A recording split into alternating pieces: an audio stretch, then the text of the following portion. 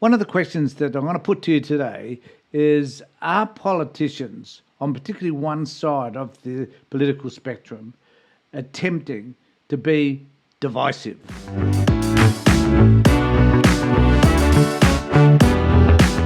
Now, my response to that is yes, they are. And it is this side, which is my right side, are being as divisive as they can because they have realised, now, not necessarily to their credit, but it's a strategy, and we need to celebrate strategies when they appear to be working, is to suss out what are the most important emotive issues for the populace. And to get that group of people, those people that we want to target around an emotive issue, we need to therefore focus on a group of people who those people, they'll show some form of disdain for, in fact. And clearly, on many occasions, that happen to be migrants or people that are disadvantaged. Because the reality is most political parties pay homage to the corporate masters who pull the financial strings. And none of those are particularly interested in social issues or looking after people that are disadvantaged in some way. And particularly if you're a white nationalist, you're going to be supporting the party that celebrates divisiveness and celebrates the fact that we can attack those people that we believe should not be a part of our society. So Donald Trump does that very, very well. He has therefore created a network of people, a small number, I hasten to add. It's not the majority, thank God, but he certainly has encapsulated those groups which are Christian nationalists, Nazi sympathisers for that matter, people that are generally racist. And it appears that here in Australia, the Liberal Party are endeavouring to do exactly the same thing.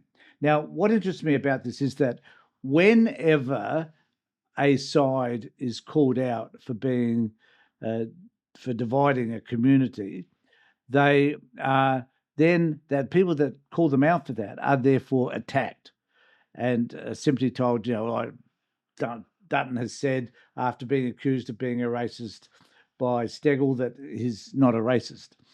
Trump, on many occasions, has declared that he's not a racist when clearly his history would indicate that he was, quite blatantly, in fact. And so, as a result, we find the right now coming out and trying to defend these accusations of being of dividing a community, which clearly is happening here in Australia as it is in the US. And it's a strategy, unfortunately, that seems to be working, because those people that listen to people like on Sky News or Fox tend to agree often with the comments that are made in relation to Christian nationalism, racism in general, separating one group of people from another and denigrating one group of people from another as well. So this is happening in Australia. I'm going to play a couple of clips for you. From one of them is from my favourite commentator, Andrew Bolt, who himself has tendencies to be able to side with those people who are of the same coloured skin and background to himself. So call him what you will, but that's what he tends to do. And this has come about because, as you will experience by some of these clips, is that Chalmers, the Treasurer here in Australia, has come out attacking Peter Dutton for the comments that he's made in relation to dividing this country, and particularly in relation to people in Gaza. And that Dutton now doesn't want those people to enter, any of them, to enter Australia because, heaven forbid, women and children, whatever, may be Hamas supporters. And regardless of the ASIO investigating, interrogating and finding out whether or not they have any sympathies towards Hamas. So this is where we're at.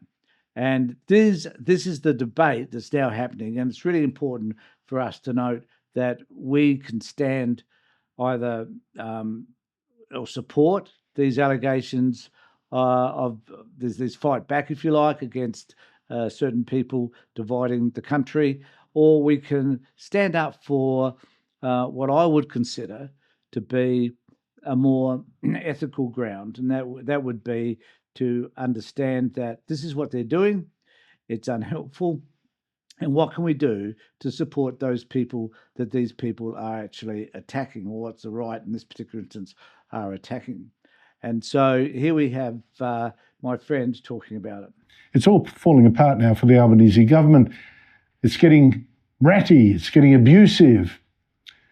You know, there was a philosopher, Schopenhauer, who wrote a book on the 38 ways to win an argument even when you were actually wrong. Number 38 of those 38 dirty tricks, the last one to try when everything else had failed, was abuse. And abuse was all... Now, I think this is particularly important that Bolt should be talking about this, because if you're, it is true, if you are failing in getting your message across, and if you are no longer as successful as you would like to be, then you're going to resort to what Bolt is talking about here. I hate to admit that he's correct, but it is abuse. And it's abusing those people that have a different view to yourself, and abusing those people that are less powerful than what you are, and particularly, in this particular instance, particularly immigrants. That Treasurer Jim Chalmers had left for Opposition Leader Peter Dutton in a big speech last night. He is the most divisive leader of a major political party in Australia's modern history, and not by accident, but by choice. At a time when most sane people see political divisiveness around the world and want to reject it, he wants to embrace it. It's the only plank in his political platform. He divides deliberately, almost pathologically. And this is worse than disappointing. It's dangerous. Prime Minister Anthony Albanese kept up this attack today, not quite daring to call Dutton dangerous, but still claiming he was divisive. Peter Dutton. I find it fascinates me, though, that they play these clips, because it kind of verifies the story, if you like, that these people are coming out and attacking Dutton and others for being divisive, because they are. And so it's highlighting this issue in the first instance. And I just wonder why they keep playing these clips. But I guess the reason they have for playing them is that they're showing what the other side is saying, so that they can offer some form of a counter-argument. Has promoted division his entire political career. He always looks for what will divide Australians rather than what will bring Australians together. There you go, two guys just getting desperate. But after all, what else do they have now except abuse? The economy, I mean, we're actually getting poorer per person. Inflation getting worse. Their global warming schemes. Look at your power bills. Our debt, well, that's $1 trillion. Okay, we won't listen to Bolt carry on about that stuff. But what I do want to highlight is that in the last 2 weeks of Parliament, in question time, there were no questions. I could be wrong. There could be one or two. But of all the questions that the opposition asked, they were about Gaza and letting people into Australia on visitors' visas. So this was the issue that just dominated Parliament. Hardly any questions, if any, on the things that Bolt was just talking about, which was cost of living, energy prices, a thing which which the opposition has been focusing on for the last 2.5 years. No questions on any of that. So the whole purpose of question time was to demonstrate this divisiveness that the right now are criticising the left for raising. And it just strikes me as quite bizarre. And then we have one of my other favourite commentators on Sky News, Rita Pants on Fire, talking about the same issue. Now, Treasurer Jim Chalmers has launched another attack against Peter Dutton, accusing the opposition leader of being the most divisive leader of a major party in Australia's modern history. He also told the John Curtin Research Centre on Monday, leadership which is destructive and divisive is not really leadership at all. And that's what we are seeing from Peter Dutton. He divides deliberately, almost pathologically. This is worse than disappointing. It is dangerous. His divisiveness should be disqualifying. Patrick, it seems the Treasurer and the Albanese government in general are, rattled by the polls, the NT result, by the cost of living crisis, the Gaza issue that is ongoing. The one response they seem to have to all this is just to attack Peter Dutton. It's bizarre, isn't it? I think, did we wake up and find ourselves in an election campaign? Why is he talking about Peter Dutton? He's giving a very important economic speech. Yeah. There's a lot going on economically at the moment with cost of living, inflation, and a dozen other things. I think it shows that the government is actually scared. Why are they talking about Peter Dutton? Why are they trying to call him out? The reason why you clown that they're calling him out is because this is what he's doing, and it is dangerous. Now, it would not be. It is appropriate that whenever a political party takes a particular view, which is damaging to the community, then that needs to be called out by somebody. And in this case, it happens to be the Labor Party. That it is hard to argue against the fact that the Liberal Party have now found an argument which they believe will help them win the next election. Why aren't the guys talking about that? Because this argument is likely, regretfully, to sway enough people to support the Liberal Party and the Nationals, because it is, unfortunately in this country, it is an issue which divides us. We saw that with the referendum last October.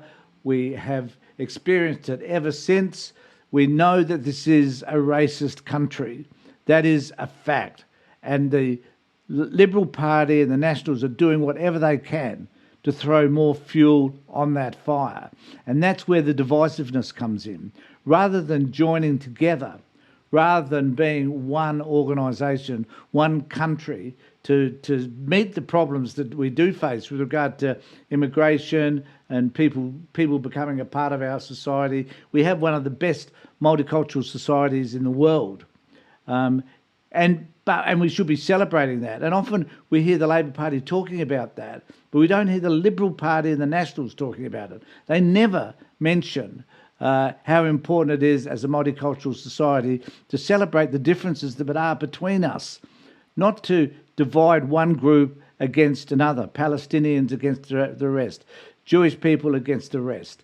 Whatever it might be, we should never, ever accept the notion for one minute, we should never accept the idea that we have separate divisions within our community and we need to pit one group against another. But this is what, unfortunately, this is what the Liberals and Nationals are doing. They see this as an opportunity, it is a political opportunity, and unfortunately, they get the support from the right-wing media, such as Sky News, as I've just demonstrated. It's a shame, but nevertheless, it does happen. So let me know what you think about all of this in the comment section below, and please remember to subscribe to my channel and ring the bell for further notifications. In the meantime, take care, look after yourselves, and more importantly, be safe.